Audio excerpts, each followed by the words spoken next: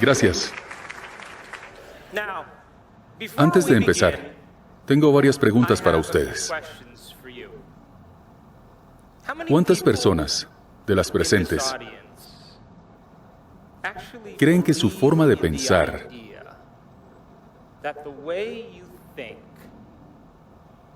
influye en su vida? Que sus pensamientos crean su realidad. ¿Cuántas personas lo creen? ¿Usted lo cree? Sí. Lanzo otra pregunta. ¿Cuántas personas han despertado esta mañana y han creado un futuro de forma consciente? El principal motivo por el que no es así es porque creen que no es cierto. Si supieran que sus pensamientos creasen su destino, si lo tuvieran asimilado, ¿echarían a perder algún día? Vamos. ¿Y dejarían que algún pensamiento que no quieran experimentar desapareciese de su conciencia? Tienen entre 60,000 y 70,000 pensamientos al día. Entre esos 60,000 a 70,000 pensamientos que tienen en un día, el 90% de ellos son los mismos que los del día anterior. Así que los mismos pensamientos siempre nos llevarán a las mismas decisiones. Las mismas decisiones siempre crearán las mismas actitudes. Las mismas actitudes producirán las mismas experiencias. Y las mismas experiencias crearán las mismas emociones. Y esos mismos sentimientos conocidos nos llevarán a los mismos pensamientos. Su biología, sus circuitos neuronales, su química, sus hormonas, su fisiología y su expresión genética siempre equivaldrá a su forma de pensar, de actuar y de sentir. Así pues, su personalidad crea su realidad personal en esencia. Su personalidad se crea según su forma de pensar, de actuar y de sentir. Su personalidad presente que está hoy aquí sentada ha originado la realidad personal del presente llamada su vida. Coinciden entonces en que si quisieran crear una nueva realidad personal, tendrían que empezar a pensar en sus propios pensamientos y cambiarlos. ¿Sí? Tendrían que percatarse de sus costumbres y actitudes inconscientes, que les llevan a las mismas experiencias, que crean las mismas emociones, que reafirman su misma identidad, y decidir si quieren actuar, y decidir de la misma forma.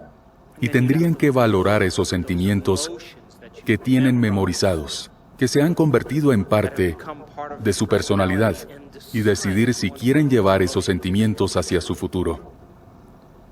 Es habitual que la gente intente crear una nueva realidad personal con la misma personalidad. Y eso es imposible. Tenemos que convertirnos en otra persona. Así que, si siguen pensando igual todos los días y tomando las mismas decisiones que llevan a las mismas actitudes, en neurociencia existe un principio, que es el siguiente: las células que se disparan juntas permanecerán conectadas. Así que si repiten los mismos pensamientos, decisiones, actitudes y experiencias, obligan a su cerebro a funcionar en las mismas secuencias y los mismos patrones y combinaciones todos los días. Mientras hagan funcionar su cerebro de la misma forma cada día, reproducen el mismo nivel de razón y empezarán a inculcar a su cerebro en un distintivo muy limitado. Y dicho distintivo limitado funciona como una caja para el cerebro. De este modo, si salimos de la caja, haríamos trabajar al cerebro en secuencias nuevas, patrones nuevos y combinaciones nuevas. Y cada vez que hagan trabajar de forma diferente a su cerebro, cambiarán su mente. Porque la mente es el cerebro en acción. El ingrediente que les permite llegar a ese proceso es la información, el conocimiento. Porque cada vez que aprenden algo nuevo, se forma una nueva conexión en su cerebro, y eso es el aprendizaje. Aprender es forjar nuevas conexiones sinápticas. Recordar es mantener y sustentar esas conexiones. El ganador del Premio Nobel Kandel, en el año 2000, descubrió que cuando la gente incorpora nueva información, se duplica el número de conexiones en una parte concreta del cerebro, de unas 1.300 conexiones a 2.600. Pero si no se vuelve a repasar y revisar esa información, al cabo de horas o días, esos circuitos quedan recortados. Así pues, cuando empiezan a adquirir información esencial sobre la naturaleza de la realidad, la nueva ciencia de la posibilidad, y transfieren esa información al cerebro, y la repiten para que en sus momentos de mayor debilidad, en sus peores momentos, no puedan disuadirse de las posibilidades. Cuando adquieren un poco de información, añaden nuevas puntadas en el tapiz tridimensional de su materia gris. Y si pueden contemplar y pensar en lo que han aprendido, hacen que su cerebro dispare de formas nuevas y distintas. Cuando hacen trabajar a su cerebro de otra forma, su mente cambia. De este modo, los nuevos pensamientos deberían llevar a nuevas decisiones. Y las nuevas decisiones a nuevas actitudes. Y las nuevas actitudes a nuevas experiencias. Y las nuevas experiencias a nuevas emociones. Y esas nuevas emociones, esos nuevos sentimientos, deberían activar nuevos pensamientos. Y a eso lo llamamos evolución.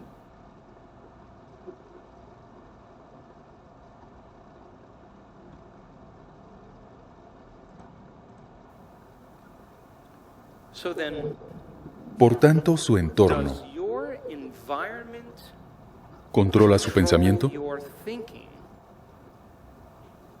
o su pensamiento controla su entorno, o incluso su realidad personal crea su personalidad, o su personalidad crea su realidad personal. Su cerebro se organiza para reflejar todo lo que conocen de su vida. Su cerebro es un reflejo de su entorno exterior. Es una reliquia del pasado, de todo lo aprendido y de todo lo experimentado. Está conectado o proyectado en sus cerebros. Cada mañana se despiertan y salen de la cama por el mismo lado que todos los días y apagan la alarma del reloj con el mismo dedo. Después se ponen sus zapatillas favoritas y se dirigen al baño. Y usan el inodoro como siempre. Y se levantan y se ponen frente al espejo. Y se miran para recordar quiénes son ustedes. Y se meten en la ducha y se lavan de la misma forma rutinaria que hacen siempre. Y se visten. Y se acicalan para estar como el resto quiere que estén. Bajan las escaleras y se toman el desayuno, igual que el día anterior. Y se toman el café en su taza favorita. Y van al trabajo en coche de la misma forma que siempre, por el mismo camino, y llegan al trabajo. Y hacen aquello que pueden memorizar y que se les da tan bien. Y ven a esas mismas personas pulsar los mismos botones de emociones. Ya saben de quiénes hablo. Y se disponen a volver a casa cuanto antes. Se ponen a comer rápidamente. Comprueban el correo rápidamente. Ponen su programa de televisión favorito cuanto antes. Se meten en la cama cuanto antes.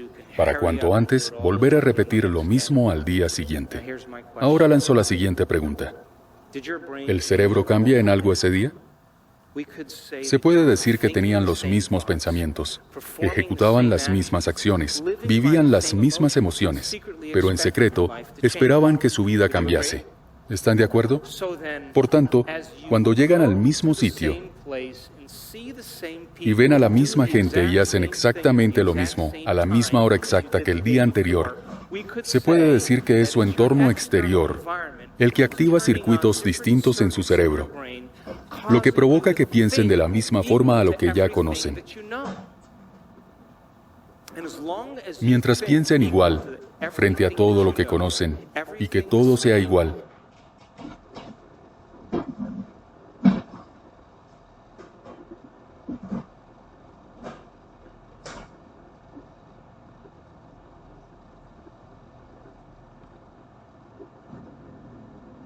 sus pensamientos tienen relación con su destino, que no paran de crear más. Toquen al que tienen al lado, por favor. Piensan lo equivalente a su entorno. Así que podríamos decir que es su realidad personal la que crea su personalidad. Y que es el entorno el que provoca que piensen y se sientan igual frente a lo que conocen. Entonces, coincidirán conmigo en que cambiar implica anteponerse al entorno, anteponerse a las condiciones de nuestro mundo, anteponerse a las circunstancias de la vida. Y toda figura histórica supo esto. Ya fuese William Wallace, Mahatma Gandhi, Martin Luther King, Juana de Arco, Marie Curie, la reina Isabel o Abraham Lincoln. Todos tenían una visión, tenían un sueño. No podían verlo, olerlo, saborearlo ni sentirlo, pero estaba vivo en sus mentes. Estaba tan vivo en sus mentes que empezaron a vivir como si la realidad de ese futuro estuviese sucediendo en ese preciso instante. Así pues, ¿pueden creer en un futuro que aún no puedan ver ni experimentar con sus sentidos? Pero ya habrán pensado bastantes veces que su cerebro cambia literalmente para que parezca que la experiencia ya ha ocurrido. La neurociencia afirma que es posible. Podemos enamorarnos del potencial de futuro que existe en un campo cuántico y aceptar emocionalmente esa realidad de futuro antes de que se manifieste, hasta el punto de que el cuerpo, como la mente inconsciente, empieza a creer que esa experiencia de futuro está ocurriendo en el presente. Y empezamos a indicar nuevos genes y nuevas formas que el cuerpo opta por cambiar para que parezca que la experiencia ha ocurrido. La epigenética sostiene que es posible. Si el cerebro y el cuerpo cambian físicamente para que parezca que la experiencia ha ocurrido, calma, porque la experiencia les encontrará y llegará de la forma que menos esperen. ¿Por qué llega de la forma que menos esperamos? Porque si nos lo esperamos, no es nuevo. Tiene que cogernos con la guardia baja y ponernos el mundo patas arriba, sin dejar lugar a dudas de que lo que hicimos en nuestro interior produjo un resultado en el exterior. Y cuando correlacionamos que nuestro interior produjo un suceso en nuestro exterior, aprenderemos de lo que hicimos y volveremos a hacerlo. Y cuando la experiencia finalmente toma forma y nos vemos inmersos en emociones de la experiencia, esas nuevas emociones, por tanto, nos inspiran y nos llevan a creer que es posible. Y empezamos a construir una red neurológica que nos convence de que, de algún modo, tenemos control sobre nuestro destino. ¿Cuántos están de acuerdo? De modo que, si aceptan este paradigma, aunque sea un mínimo, tendrán que coincidir en que el modelo cuántico de la realidad dice que su entorno es una extensión de la mente, que la mente y la materia están tan estrechamente ligadas que es casi imposible diferenciarlas. Así que, si el entorno es una extensión de la mente y hacemos que la mente cambie, ¿no debería reflejarse en nuestras vidas? Si no, ¿para qué íbamos a hacerlo? ¿No debería ocurrir algo en el exterior gracias al cambio realizado en nuestro interior?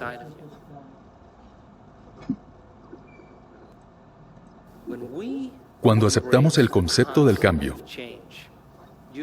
es decir, si dejamos de pensar de la misma forma, o actuar de la misma forma, o sentirnos de la misma forma, no tomaremos las mismas decisiones que llevaron a las mismas actitudes, que crearon las mismas experiencias, que produjeron las mismas emociones, que nos hicieron sentir como somos. Cuando comienza el proceso, damos paso al río del cambio. Por un lado está el yo antiguo, y por otro, el yo nuevo. y existe un hueco entre los dos. Y cuando se empieza el proceso del cambio, en el momento en que dejan de pensar como sí mismos, en el momento en que dejan de actuar como sí mismos, se quejan, culpan, ponen excusas, se compadecen de sí mismos o juzgan a los demás, y en el momento en que dejan de sentir esas emociones que los redefinen, ponen un pie en el río. Y aquí viene el problema. Cuando ocurre, nos sentimos incómodos. Nos sentimos ajenos. Todo se vuelve impredecible. Y de repente nos encontramos en lo desconocido. En este momento la gente se define a sí misma. Porque lo más complicado del cambio es no tomar las mismas decisiones que antes. Y cuando empezamos a coartar esos pensamientos, decisiones, actitudes, experiencias y emociones, el cuerpo ansía la recompensa, que es la emoción que hemos conseguido definir como propia. Y el cuerpo no se familiariza con esa emoción y empieza a enviar una señal al cerebro que dice: empieza mañana. Eres un pringado. No va a funcionar. Si nos rompemos una uña, a la porra nuestro día. Y esos pensamientos son el cuerpo como mente, como verán, cuando intenten desbancarlos. Y si escuchan esa voz, como si fuese la verdad, esa voz, ese pensamiento, les llevará a la misma decisión que les llevará a la misma actitud, que creará la misma experiencia, que producirá la misma emoción, y pensarán que es lo correcto. No, es lo conocido. Cruzar el río del cambio supone la muerte biológica, neurológica, química, hormonal, adictiva y genérica del antiguo yo. Es la muerte literal del antiguo yo. Y habrá quien me diga: sí, Dr. Joe, pero no puedo predecir el futuro. Estoy en el río del cambio. Pues la mejor forma de predecir el futuro, cuando estamos en lo desconocido, es crearlo. Y solo cuando estamos en lo desconocido, cuando estamos en ese hueco, si logramos estar cómodos en él, es cuando surge la magia. De modo que invertimos una enorme cantidad de energía en construir una identidad que esté conectada al antiguo yo. Y donde prestemos atención, como verán, este fin de semana, será donde focalicen su energía. Así que si mantienen esta fachada, el ideal de que se muevan durante mucho tiempo para perseguir una recompensa, se antepone al sentimiento de autodefinirse.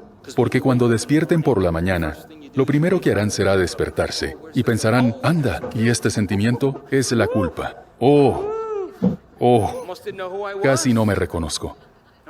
Ahora puedo pensar en mis problemas y en toda la gente relacionada con ellos, madre mía. Buscamos ese sentimiento. Así que cuando empezamos a extraer energía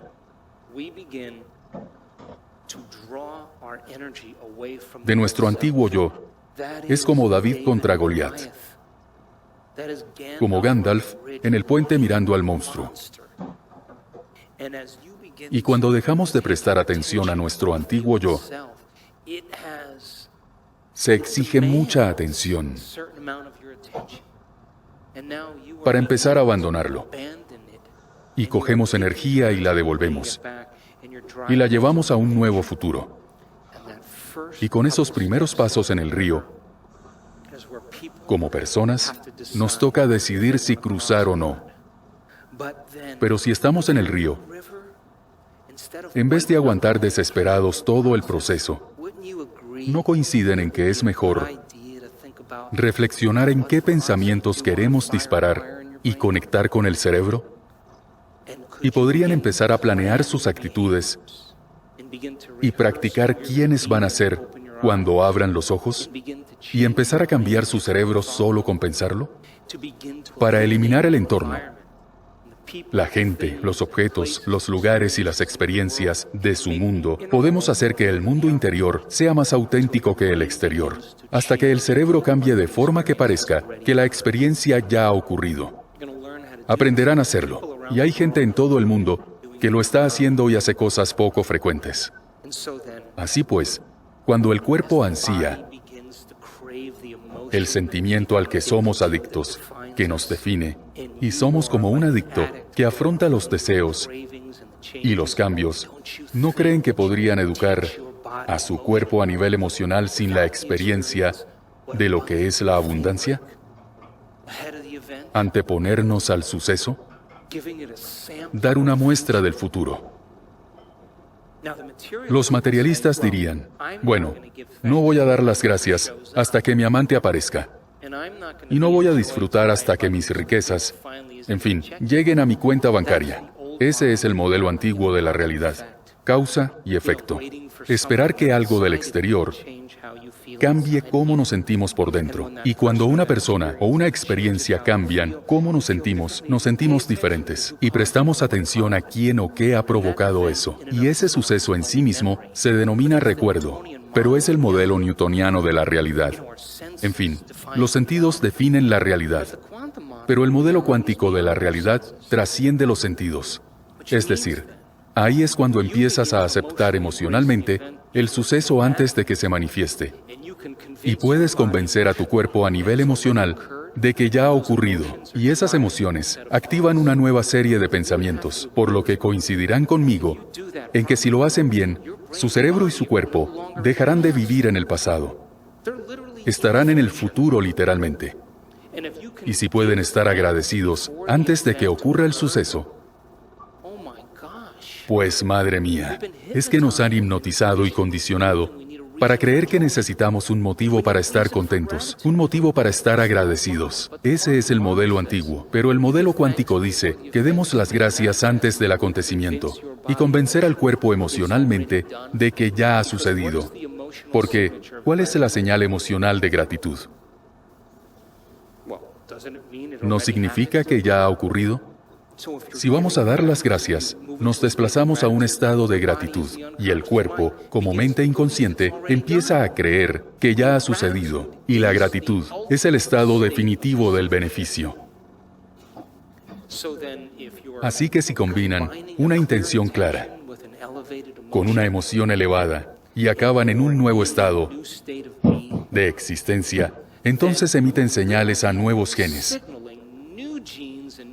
de formas nuevas antes del suceso, y su cuerpo empieza a cambiar, como ya verán. Para aparentar que la experiencia se ha vivido, se emite señales a un gen. El cuerpo ya está en el futuro, y, de hecho, si se combina ese modelo con el modelo de realidad cuántico y se observa ese destino, sus cuerpos se verán atraídos hacia ese suceso. Así que nuestros sentidos deberían ser los últimos en experimentar lo que ha creado nuestra mente. Y así los materialistas esperarían a que el suceso ocurriese para dar las gracias, pero la mente cuántica ya lo ha experimentado lo suficiente como para que cuando la mente y el cuerpo estén en el futuro, lo perciban como conocido.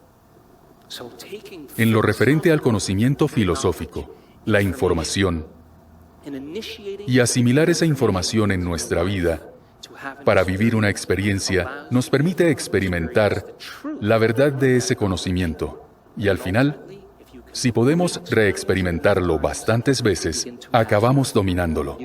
Pasamos de filósofos a iniciados, a maestros. Y hay gente en el mundo que hace lo menos frecuente en este momento, y vivimos en una época increíble. En esta época no basta con saber. En esta época hay que saber el cómo. Y puedo decirles de la película, ¿y tú qué sabes? Después de convertirse en una sensación repentina, la pregunta más frecuente que oí, una y otra vez, era, ¿cómo se hace? ¿Y por qué cuesta tanto cambiar? No paraba de oír esas dos preguntas. La mayoría espera a que una crisis, un trauma, una enfermedad, un diagnóstico o una pérdida le anime a cambiar.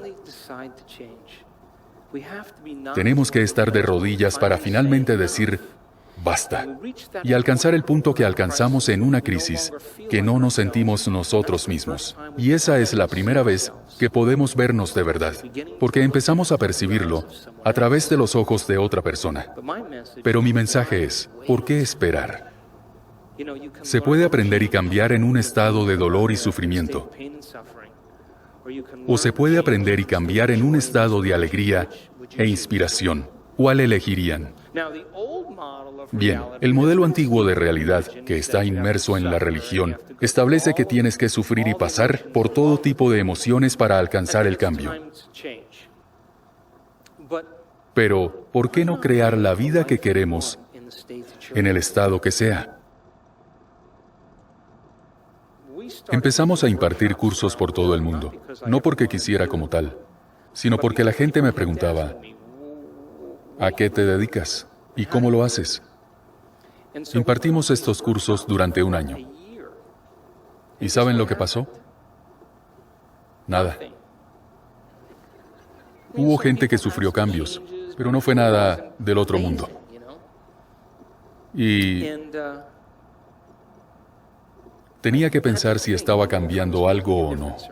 Y no sé si decía bien las cosas. O si, yo qué sé, si no era bien recibido, pero después de casi un año, unos 9, 10 meses, de repente empezamos a recibir correos de gente. Y la primera línea de todos los correos es siempre la misma. La primera línea siempre dice lo mismo. Dice, no se lo va a creer.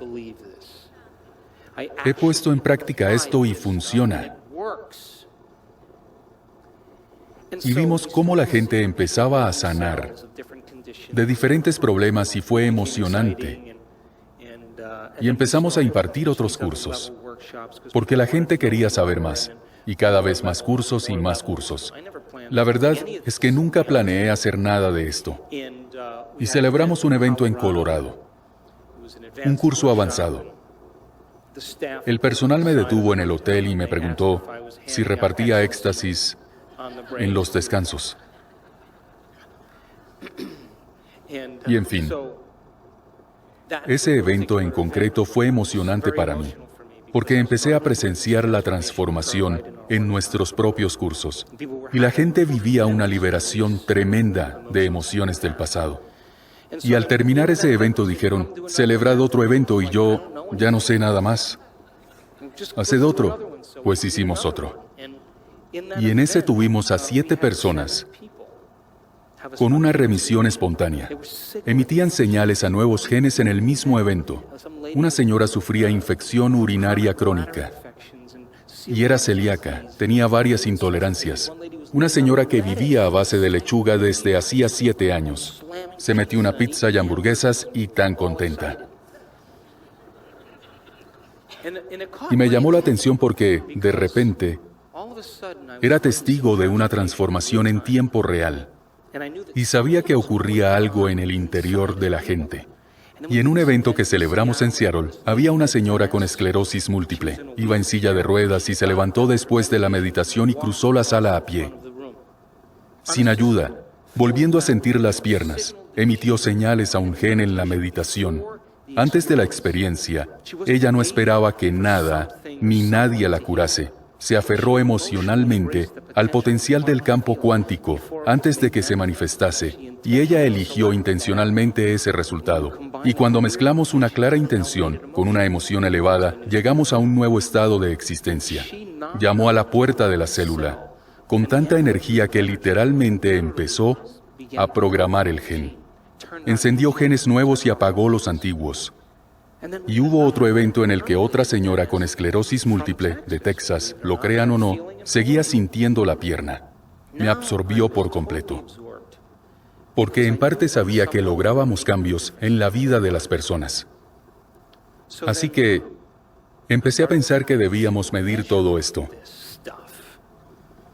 Así que trajimos a un equipo de neurocientíficos y físicos cuánticos y nos asociamos con HeartMath Institute y comenzamos a impartir estos cursos avanzados. Y puedo decirles por experiencia que hay gente como ustedes que hace cosas poco comunes. Obran milagros. Hacen cosas increíbles y no tienen que ser curas, personas religiosas ni monjas. Y no tienen que ser hombres, ni blancos, ni ningún aspecto que nos separe. Comprenden que existe una inteligencia en su interior que les da la vida. Y esa misma inteligencia organiza todas esas funciones, ya saben. Que el corazón lata a más de 2 galones de sangre por minuto. Más de 100 galones de sangre en una hora. Más de 100,000 veces en un día. A través de miles de kilómetros de vasos sanguíneos. Y el sistema vascular supone un 3% del peso corporal. Y se pierden 25 millones de células por segundo.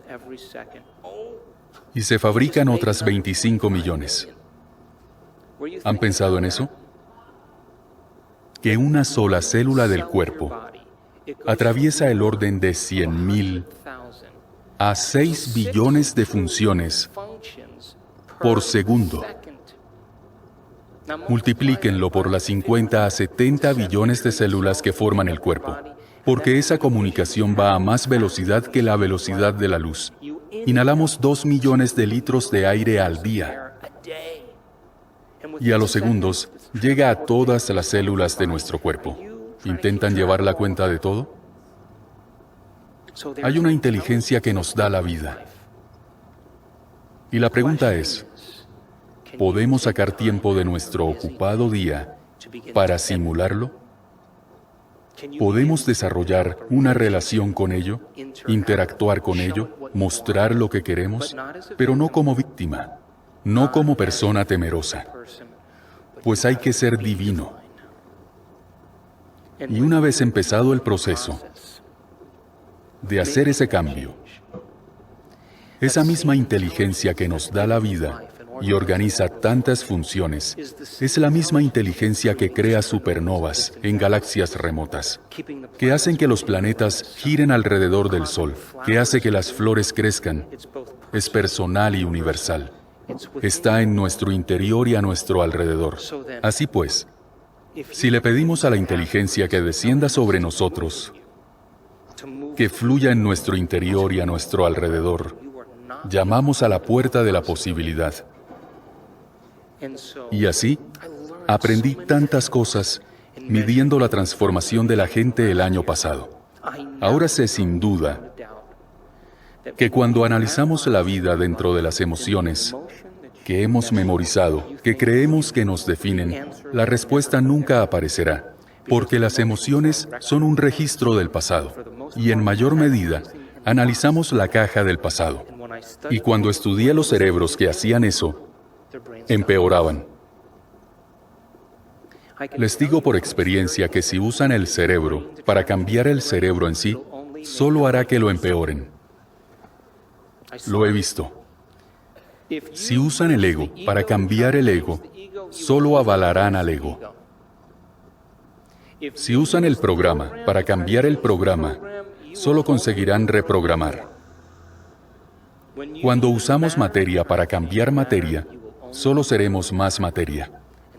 Y solo cuando somos plenamente conscientes, y lo he visto en muchas ocasiones, es cuando dominamos el cambio cerebral, el cambio de la vida, el cambio del cuerpo, y creamos un futuro. Impartimos estos cursos porque quería ver si era cierto. Quería saber qué pasaba, y hemos tenido suerte de dar con gente con la enfermedad de Parkinson al principio del evento, y a los 4 días ya no lo tenía. No solo estaba en su mente, estaba en su cerebro. La gente que padecía ansiedad, una terrible ansiedad, en el encefalograma se veía a los 4 días que no había nada. Lesiones cerebrales en las que el cerebro se apaga porque alguien atravesó el parabrisas, que va en silla de ruedas y a los 4 días, cerebro normal. Se levanta cuando acaba el evento. No es que la materia cambiase la materia. Era la energía lo que cambiaba la materia. Quienes experimentaban una gran liberación de energía del cuerpo al cerebro conseguían electrificar el cerebro. Lo entendimos. Y no es que intentasen crearlo, simplemente les ocurría. ¿Y creen que esa persona puede volver al trabajo como antes después de eso? No, nunca.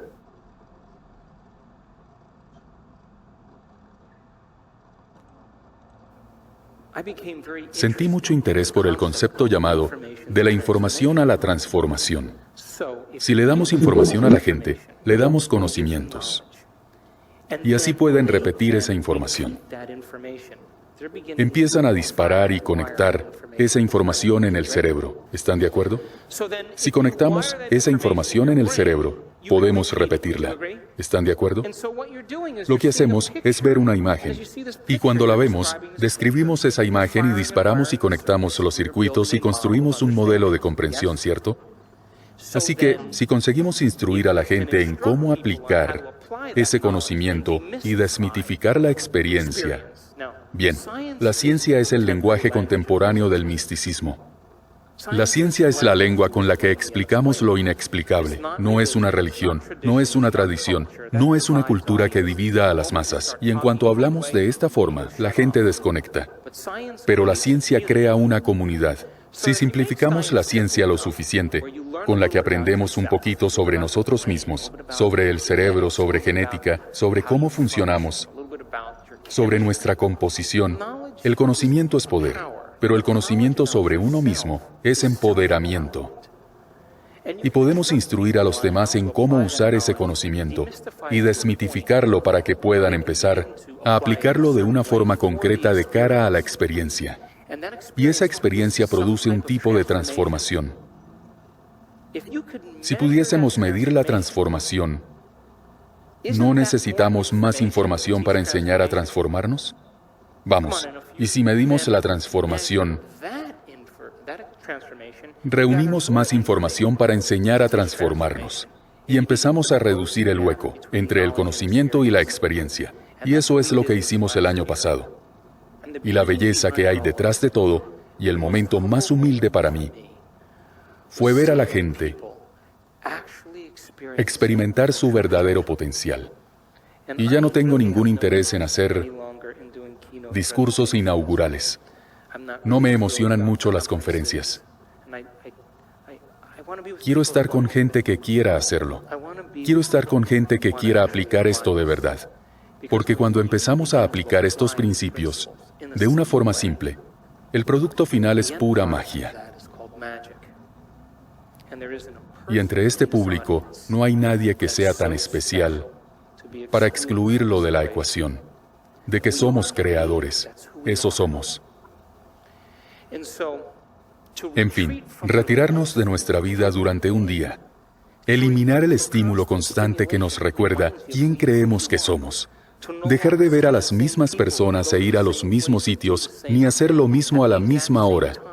Darle un descanso al cerebro y al cuerpo, de la reidentificación de nuestro mundo. Lo suficiente para asimilar nueva información. Y conectarlo y vivir la experiencia. Y cuando empezamos a repetir la experiencia bastantes veces, desarrollamos una habilidad. Y eso lo vimos en el grupo avanzado.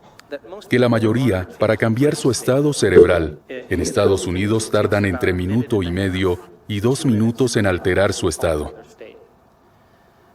El tiempo de media de nuestros alumnos es menos de 1 minuto.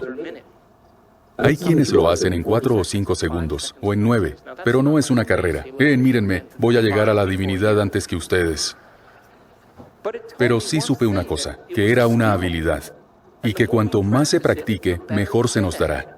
Así pues, cuando empezamos a eliminar nuestro entorno exterior y nos adentramos, como aprenderán este fin de semana, si analizamos y pensamos, nuestras ondas cerebrales no han cambiado. Hacemos lo que hacemos con los ojos abiertos. Lo hacemos con los ojos cerrados. ¿Entienden lo que digo? Así que, si practicamos las técnicas, experimentaremos el fruto de nuestros esfuerzos.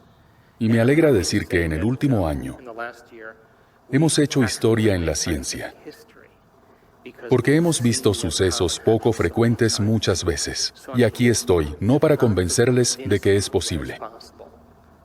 Yo ya sé que es posible. Estoy aquí para inspirarles a aplicarlo a sus vidas. Porque la parte más difícil de todo esto es... ¿Están listos? La parte más difícil es sacar tiempo para hacerlo. Eso es todo. Dedicarles tiempo a ustedes mismos para empezar el cambio, desde dentro hacia afuera. Y la gente que ya lo hace, que se cura de trastornos genéticos raros, de los que la ciencia dice que nunca va a cambiar. La ciencia médica dice, olvídalo, viven una nueva vida, sin pruebas, en su cuerpo, sin marcadores genéticos, nada normal. ¿Saben lo que dicen? Mi enfermedad fue mi gran mentora. Eso dicen. Cuando cruzan el río y se inquietan, no lo dicen. ¿Por qué no funciona? Debería ocurrir. Cuando llegamos, ya no tenemos esos pensamientos. Este año he aprendido algo sorprendente. He visto a un puñado de personas con trastornos graves, que en 2 años han cambiado su salud. Y he prestado atención a eso porque es mi trasfondo. Y cuando escribí mi primer libro, todo iba de remisiones espontáneas. Y lo que eran esos principios. Y lo que era la neurociencia y la biología, y saqué en claro, después de descubrir lo que la gente como ustedes hacía para mejorar, que deberíamos poder reproducir esas mismas cosas. En otras palabras, deberíamos poder enseñarlo. Se deberían poder producir varios efectos. Y si seguimos produciendo esos efectos, crearemos una ley, porque todo lo que se repite en la ciencia es una ley. Los 5 individuos a los que he observado durante los 2 últimos años, de repente, empezaron a sufrir cambios significativos en el cuerpo, como si nunca hubiesen estado enfermos. Sus valores sanguíneos y los análisis de orina, normales. Se les ofreció un borrón y cuenta nueva. Y fue un momento espléndido cuando empecé a hablar con estas personas. Hice que me escribieran sus testimonios. Todos llegaron a un punto en el que se habían superado a sí mismos y eran felices por ser quienes eran. En ese momento, tanto que no les importaba que estuviesen enfermos. ¿Y saben qué? Fue entonces cuando desapareció. Cuando nos sentimos enteros y completos, conectados a una visión o a un futuro, es cuando nos ocurre. Y eso es algo que compartían esas personas.